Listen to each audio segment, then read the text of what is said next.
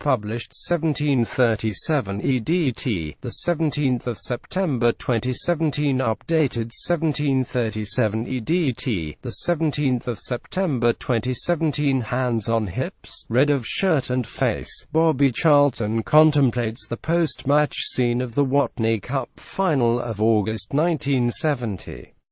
It was held at the baseball ground, where Manchester United had just lost 41 to Derby County. Neither baseball ground, uncharacteristically lush, nor Watney Cup are still with us. The baseball ground lasted until 1997, but the Watney Cup was over by 1973, a short-lived alternative in pre-season entertainment. But if it sounds like a best-forgotten variety act, the Watney Cup can claim to be significant in two respects. It was the first major piece of sponsorship accepted by the Football League, and it staged the first-ever penalty shootout in Britain. Bobby Charlton looks dejected and his United teammates deflated as George Best shakes the hand of Willie Carlin of Derby.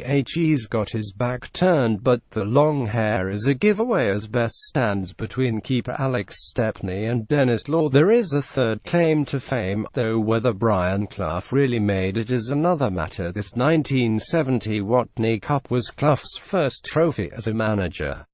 Watney Man was a London brewery which produced the popular bitter, Watney's Red Barrel. The brewery paid £82,000 for an 8-team, 8-day tournament, with the final on the same afternoon as the Charity Shield between Everton and Chelsea. The concept was that goals would promote sales of pale ale. The 8 invited clubs were the top 2 scorers in each of the 4 divisions the previous season. In the first division, this was after the clubs competing in Europe were removed, and in the other 3 divisions after the promoted clubs were removed.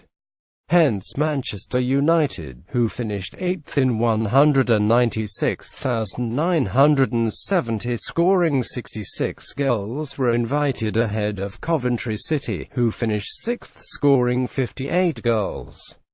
Derby had come 4th with 64 goals. From the second division were Sheffield United and Hull City.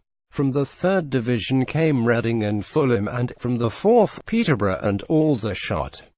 Each club was given £4,000 from Watney's, with the remaining £50,000 split between the Football League and FA.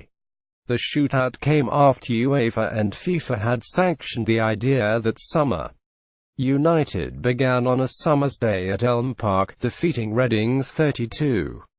The mini-tournament was prestigious enough to be on ITV, commentator Brian Moore mentioning the test match weather as he introduced the teams at a packed ground.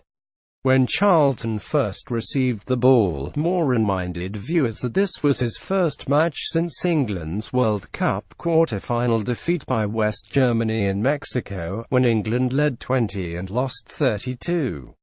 It had been hotter in Lyon.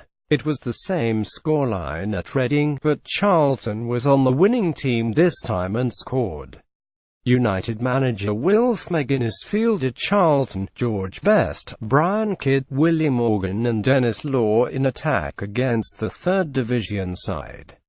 Law, 30, was transfer listed at the time, available for £60,000. United's victory brought about a semi-final with Hull, who had won 40 at Peterborough. In all there were 23 goals in the first 4 matches. At Booth Ferry Park 4 nights later, 34,000 turned up to see a 11 draw. There was extra time. When it was goalless, England had its first ever penalty shootout. The first penalty fell to United and was taken by Best. He scored, another small milestone. Best's Northern Ireland manager Terry Neal, player-manager of Hull, made it 11, and it was 33 when Law arrived to become the first player to miss in a shootout here. But Hull keeper Ian McKechnie, who took penalties, also missed, and Morgan scored to take United through to meet Derby. The Daily Mail's Brian Taylor wrote, "The penalty-taking session which settled this pulsating game was one of the most exciting and dramatic features I have ever seen on a soccer field." In the final, United did not make it to penalties. Derby raced to a 30 lead at half-time in front of 32,000 and Dave Mackay, lured to Derby from Tottenham by Clough, was presented with a massive Watney Cup by the president of FIFA, Stanley Rouse. Watneys kept the cup going the next year when 4th Division Colchester surprised West Brom, winning 43 on penalties in the final. In 1972, another penalty shootout saw 3rd Division Bristol Rovers beat 1st Division Sheffield United.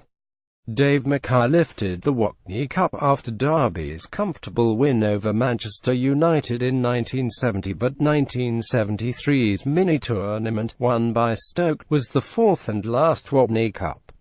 It joined the likes of the Texaco Cup, which became the Anglo-Scottish Cup, and the Anglo-Italian Cup as early 70s experiments in pre-season income generation that flourished briefly. Clubs needed summer money, but the game was rife with hooliganism. There was serious disorder in Derby after this game. It was a different era. Today, Manchester United fly around the world pre-season. Then they went to Reading and Derby and drank Watney's Red Barrel. In his unsponsored kit, maybe Bobby Charlton is looking into the future. It cannot have been his favourite summer. 1970. Scottish striker Law, who would have been 30 at the time, was on the Manchester United transfer list.